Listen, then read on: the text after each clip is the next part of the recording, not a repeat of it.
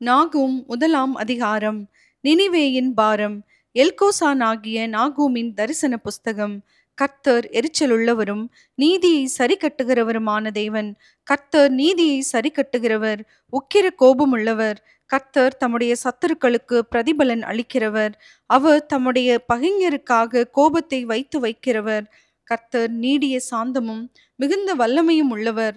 அவர்களை ஆக்கினை இல்லாமல் தப்புவிக்க மாட்டார்.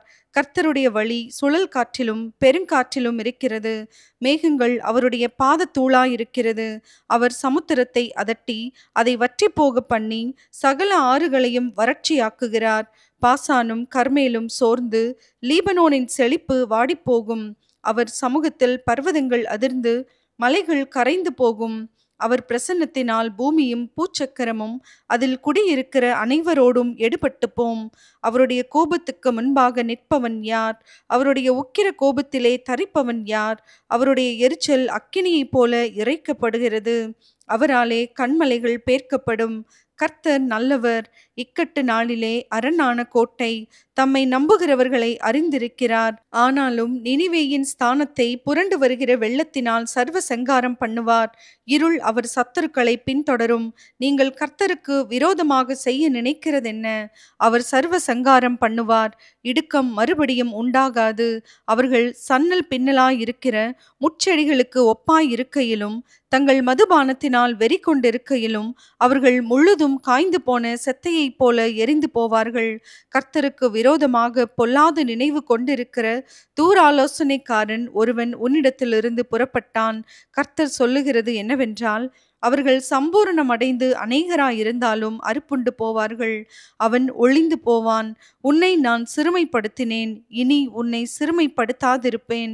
இப்போதும் நான் உன்மேல் இருக்கிற அவன் நுகத்தை முறித்து உன் கட்டுகளை அறுப்பேன். உன்னை குறித்து கர்த்தர் கட்டளை கொடுத்திருக்கிறார். இனி உன் பேருக்கு வித்து விதைக்கப்படுவதில்லை. உன் தேவர்களின் கோவிலில் இருக்கிற வெட்டப்பட்ட விக்கிரகத்தையும் வார்க்கப்பட்ட விக்கிரகத்தையும் நான் நிர்மூலம் பண்ணுவேன். நீ கனவீனனானபடியால் அதை உனக்கு பிரேத குழியாக்குவேன். இதோ சமாதானத்தை கூறுகிற சுவிசேஷகனுடைய கால்கள் மலைகளின் மேல் வருகிறது. யூதாவே, உன் பண்டிகைகளை ஆசரி, உன் பொருத்தனைகளை செலுத்து. துஷ்டன் இனி உன் வழியாய் கடந்து வருவதில்லை. அவன் முழுவதும் சங்கரிக்கப்பட்டான். நாகூம் இரண்டாம் அதிகாரம். சிதறடிக்கிறவன் உன் முகத்துக்கு முன்பாக வருகிறான். அரணை காத்துக்கொள், வழியை காவல் பண்ணு, அறையை கெட்டியாய் கட்டிக்கொள், உன் பெலனை மிகவும் ஸ்திரப்படுத்து. வெறுமையாக்குகிறவர்கள் அவர்களை வெறுமையாக்கி அவர்களுடைய திராட்சை கொடிகளை கெடுத்து போட்டாலும் கர்த்தர் யாக்கோபின் மகிமையை திரும்பி வர பண்ணுவது போல் இஸ்ரவேலின் மகிமையையும் திரும்பி வர பண்ணுவார். அவனுடைய பராக்கிரமசாலிகளின் கேடகம் இரத்தமயமாகும். அவனுடைய யுத்த வீரர் இரத்தாம்பரம் தரித்து கொண்டிருக்கிறார்கள். அவன் தன்னை ஆயத்தம் பண்ணும் நாளிலே ரதங்கள் ஜுவாலிக்கிற கட்கங்களை உடையதாயிருக்கும். ஈட்டிகள் குலுங்கும். ரதங்கள் தெருக்களில் கடகடவென்றோடி வீதிகளில் இடசாரி வலசாரி வரும். அவைகள் தீவட்டிகளைப் போல விளங்கி மின்னல்களைப் போல வேகமாய் பறக்கும். அவன் தன் பிரபலஸ்தரை நினைவு கூறுவான்.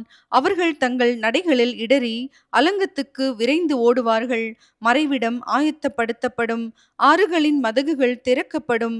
அரமனை கரைந்து போம். அவன் சிறைப்பட்டு போக தீர்மானமாயிற்று. அவளுடைய தாதிமார்கள் தங்கள் மார்பிலே அடித்து கொண்டு புறாக்களைப் போல சத்தமிட்டு கூட போவார்கள்.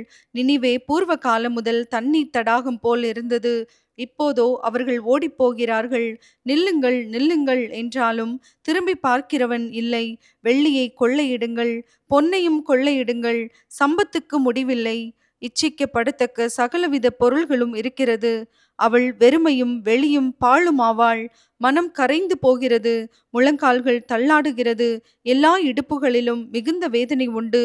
எல்லாருடைய முகங்களும் கருகிப் போகிறது. சிங்கங்களின் வாசஸ்தலம் எங்கே? பாலசிங்கம் இறை தின்கிற இடம் எங்கே? கிளச்சிங்கமாகிய சிங்கமும் சிங்கக்குட்டிகளும் பயப்படுத்துவாரில்லாமல் சஞ்சரிக்கிற ஸ்தானம் எங்கே? சிங்கம் தன் குட்டிகளுக்கு தேவையானதை பீறி தன் பெண் சிங்கங்களுக்கு வேண்டியதை தொண்டையை பிடித்து கொன்று இரைகளினால் தன் கெபிகளையும் பீறி போட்டவைகளினால் தன் தாபரங்களையும் நிரப்பிற்று. இதோ நான் உனக்கு விரோதமாக வந்து இரதங்களை புகை எழும்ப எரித்து போடுவேன். பட்டயம் உன் பால சிங்கங்களை பட்சிக்கும். நீ இரைக்காக பிடிக்கும் வேட்டையை தேசத்தில் அற்றுப்போக பண்ணுவேன். உன் ஸ்தானாபதிகளின் சத்தம் இனி கேட்கப்படுவதில்லை என்று சேனைகளின் கர்த்தர் சொல்லுகிறார்.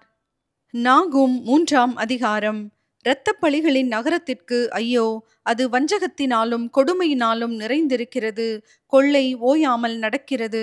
சவுக்குகளின் ஓசையும் உருளைகளின் அதிர்ச்சியும் குதிரைகளின் பாய்ச்சலும் இரதங்கள் கடகடவென்று ஓடுகிற சத்தமும் வீரர் குதிரை ஏறுகிறதும் பட்டயங்கள் துலங்குகிறதும் ஈட்டிகள் மின்னுகிறதும் வெட்டுண்டவர்களின் திரளும் பிரேதங்களின் ஏராளமும் அங்கே உண்டாயிருக்கும்.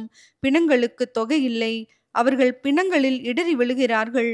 தன் வேசித்தனங்களினால் ஜாதிகளையும் தன் சூனியங்களினால் வம்சங்களையும் விற்கிற மகா சூனியக்காரியும் ரூபவதியுமாயிருக்கிற வேசியினுடைய திரளான வேசித்தனங்களின் நிமித்தம் இதோ நான் உனக்கு விரோதமாக வந்து உன் வஸ்திரத்து ஓரங்களை உன் முகம் மட்டும் தூக்கி எடுத்து ஜாதிகளுக்கு உன் நிர்வாணத்தையும் ராஜ்யங்களுக்கு உன் மானத்தையும் தெரிய பண்ணி உன்மேல் தீட்டானவைகளை எறிந்து உன்னை கனவீனப்படுத்தி உன்னை வேடிக்கையாக்கி போடுவேன் என்று சேனைகளின் கர்த்தர் சொல்லுகிறார். அப்பொழுது உன்னை காண்கிறவனெல்லாம் நினிவே பாழாய் போயிற்று, அதற்காக புலம்புகிறவர் யார், ஆறுதல் சொல்லுகிறவர்களை உனக்கு எங்கே தேடுவேன் என்று சொல்லி உன்னை விட்டோடி போவான். நதிகள் மத்தியிலிருந்த நோ அம்மோனை பார்க்கிலும் நீ சிரேஷ்டமோ? அதை சுற்றிலும் தண்ணீர் இருந்தது. சமுத்திரம் அதன் அரணும் சமுத்திரக்கால் அதன் மதிலுமாயிருந்தது. எத்தியோப்பியாவும் எகிப்தும் எண்ணிறந்த சேனையால் அதற்கு பலனாக இருந்தது. பூத்தும் லூபீமும் அதற்கு சகாயமாயிருந்தது.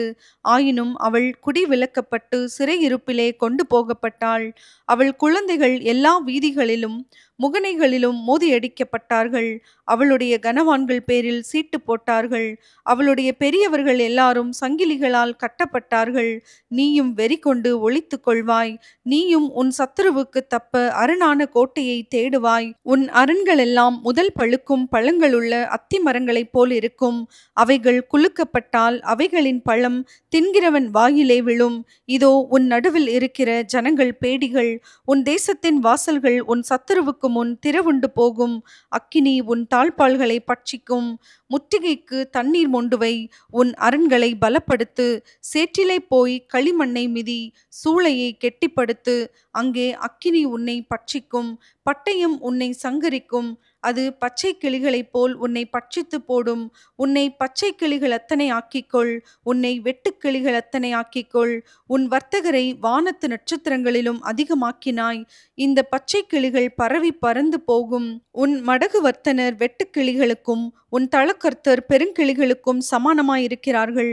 அவைகள் குளிர்ச்சியான நாளில் வேலிகளில் பாளையமிறங்கி சூரியன் உதித்த மாத்திரத்தில் பறந்து போம். பின்பு அவைகள் இருக்கும் இடம் இன்னதென்று தெரியாது. அசீரியா ராஜாவே, உன் மேய்ப்பர்கள் உறங்குவார்கள். உன் பிரபலஸ்தர் படுத்திருப்பார்கள். உன் ஜனங்கள் பர்வதங்களின் மேல் சிதறி இருக்கிறார்கள். அவைகளை கூட்டிச் சேர்ப்பவன் இல்லை. உன் நொறுங்குதலுக்கு பரிகாரம் இல்லை. உன் காயம் கொடியது. உன் செய்தியை கேட்பவர் யாவரும் உன் பேரில் கை கொட்டுவார்கள். உன் பொல்லாப்பு எந்நேரமும் யார் பேரிலேதான் பாயாமற் போயிற்று?